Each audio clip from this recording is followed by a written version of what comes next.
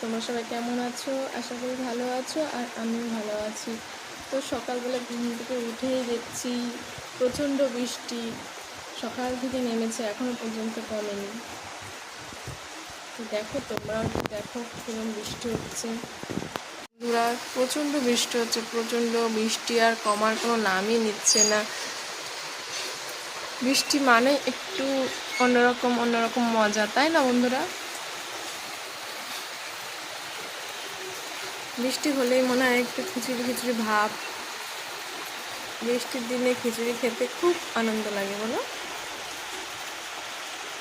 দেখছো তো তোমরা কি বৃষ্টি হচ্ছে, আর ওইটা আমাদের মাঠ।